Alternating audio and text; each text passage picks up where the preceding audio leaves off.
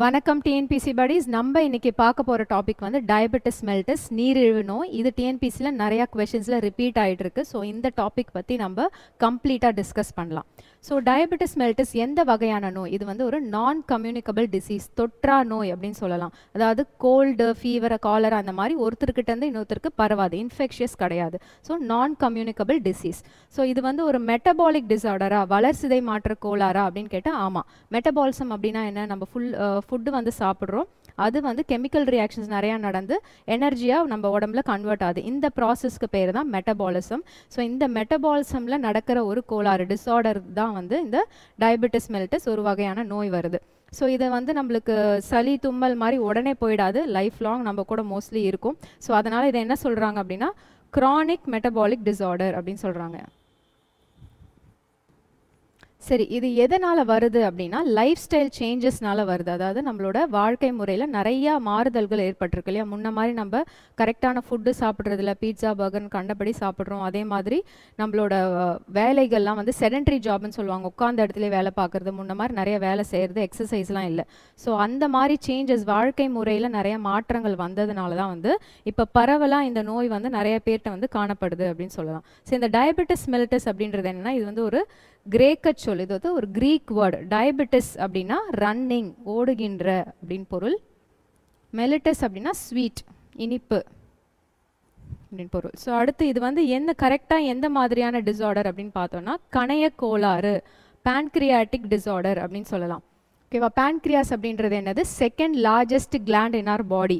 So first எது அப்படின்னு பார்த்தோன்னா liver. liver is the largest gland of our body and second வந்து pancreas தான். ஸோ இது எங்கே இருக்குன்னா ஸ்டொமக்கு கீழே இருக்கிற ஒரு உறுப்பு. ஸோ இந்த pancreasல பார்த்தீங்க அப்படின்னா இந்த இடத்துல islets of Langerhans அப்படின்னு ஒரு பகுதி இருக்கும். இந்த islets of Langerhansல ஒரு வகையான செல்கள் இருக்கும். அது என்ன அப்படின்னு பார்த்தோன்னா பீட்டா செல்ஸ்.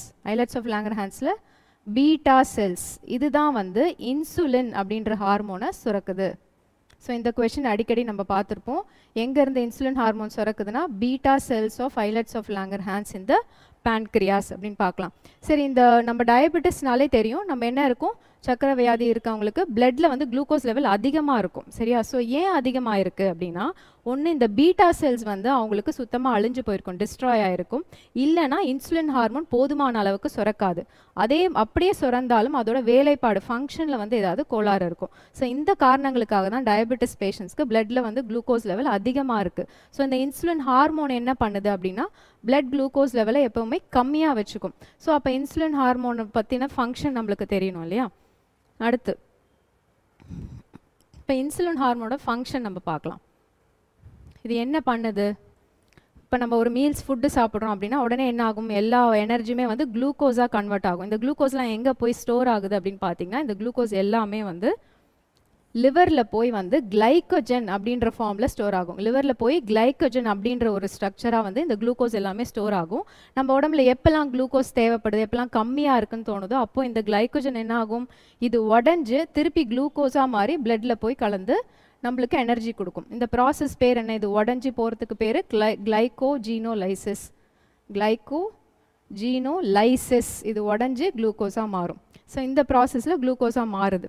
அதே மாதிரி இந்த இன்சுலின் இன்னொன்று என்ன பண்ணுவோம்னா, நம்ம increase uptake of glucose by cells. நம்ம செல்ஸுக்கெல்லாம் எனர்ஜி சேவை. ஸோ அந்த செல்ஸ்குள்ளெல்லாம் குளுக்கோஸாக அனுப்பிடும். So செல்ஸ்குள்ளே glucose அனுப்பிடும். இந்த கிளைக்கோஜனை வந்து குளுக்கோஸாக மாறாமல், கன்வெர்ட் ஆகாமல் வந்து தடுக்கும். ஸோ இந்த ரெண்டு வேலை பண்ணுறதுனால என்ன ஆகும், பிளட்டில் இருக்க குளுக்கோஸ் லெவல் கம்மி ஆகிடும். ஸோ கம்மி பண்ணுறது தான் இன்சுலினோட வேலை.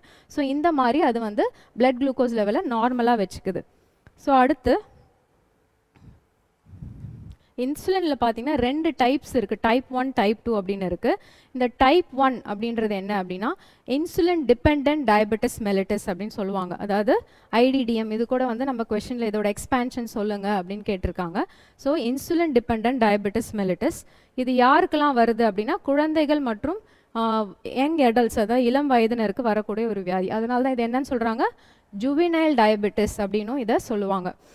இப்போ ஒரு 100 பேருக்கு வந்து டயபெட்டிஸ் நோய் இருக்குது அப்படின்னா 80லேருந்து 90% பேருக்கு இந்த டைப் 2 தான் இருக்கும்.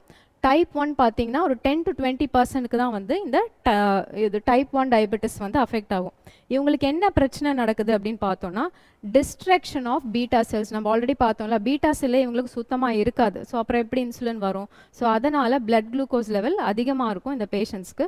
இவங்களுக்கு வேறு வழியே இல்லை, இன்சுலின் ஹார்மோன் தான் எடுத்தாகணும், வேறு வழியே இல்லை. அதுதான் ட்ரீட்மெண்ட் இவங்களுக்கு. ஸோ அடுத்து வந்து இந்த டைப் 2ல் பார்த்தோம் அப்படின்னா இது யாருக்கு அஃபெக்ட் ஆகுது அப்படின்னு பார்த்தோன்னா இது வந்து நான் இன்சுலின் டிபெண்டன்ட் டயபெட்டிஸ் மெல்டஸ். இதுவுமே எக்ஸ்பேன்ஷன் கேட்பாங்க. NIDDM, நான் இன்சுலின் டிபெண்டன்ட் டயபெட்டிஸ் மெல்டஸ். இந்த டைப் 1ல் நம்ம ஆல்ரெடி பார்த்தோம், இன்சுலின் அவங்களுக்கு வெளியிலேருந்து கொடுக்கணும். அதனால தான் வந்து என்னது இது இன்சுலின் டிபெண்டன்ட், இதை சார்ந்து இருக்கிறதுனால அது வந்து அப்படி சொல்கிறோம். டைப் 2ல் வந்து அவங்க நான் இன்சுலின் டிபெண்டன்ட். அது ஏன்னு நான் சொல்கிறேன்.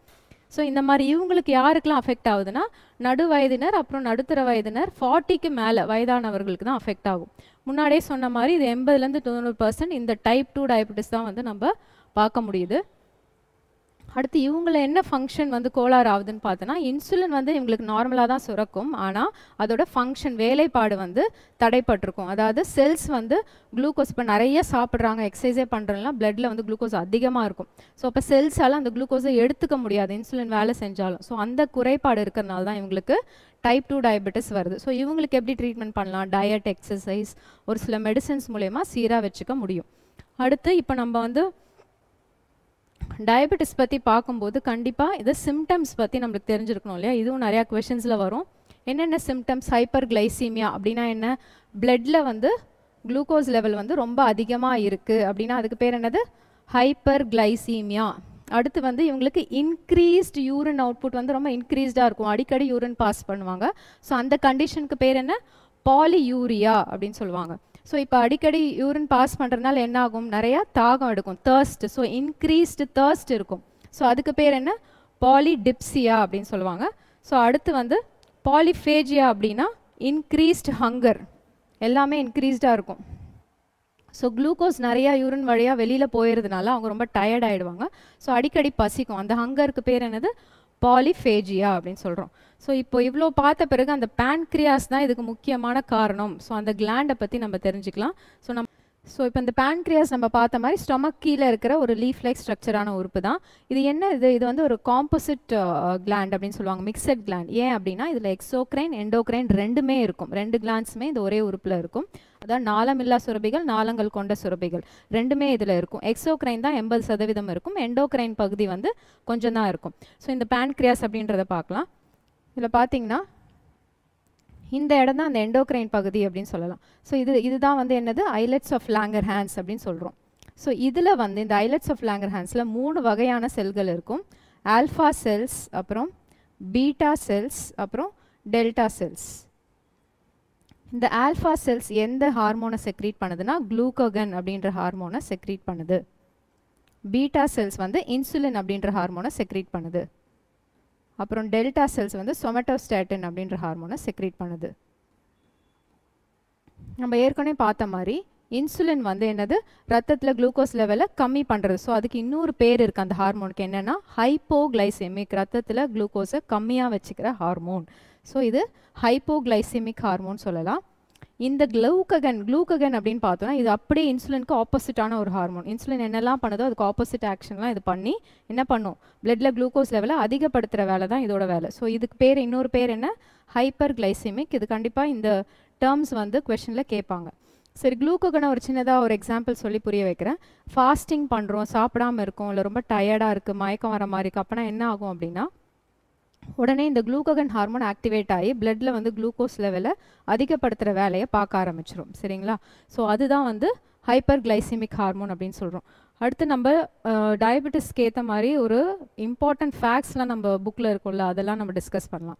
இப்போ இன்சுலின் போடுறாங்க அப்படின்னா எந்த மாதிரி இன்சுலின் நம்ம யூஸ் பண்ணுறாங்க அப்படின்னா ஹியூமன் இன்சுலின் என் அப்படின்றது தான். இது எந்த மெத்தடில் தயாரிக்கிறாங்க அப்படின்னு நம்ம கொஷனில் கேட்பாங்க. DNA recombinant technology. இது வந்து ஒரு ஜெனட்டிக் என்ஜினியரிங், மரபணு சார்ந்த பொறியியல் முறை அப்படின்னு சொல்லலாம். டிஎன்ஏ ரீகாம்பினன்ட் டெக்னாலஜி, இந்த வார்த்தை ஞாபகம் வச்சுக்கோங்க.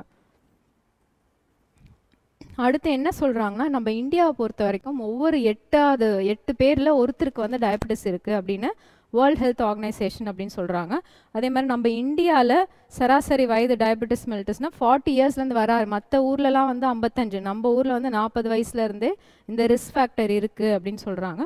அதே மாதிரி இது வந்து 7th லீடிங் காஸ் ஆஃப் டெத்தாக இருக்க போகுது, 7வது முக்கிய காரணமாக இருக்க போகுது இறப்பிற்கு. எப்போ அப்படின்னா 2030க்குள்ளே இதுதான் 7வது முக்கிய காரணமாக இருக்க போகுது அப்படின்னும் சொல்கிறாங்க.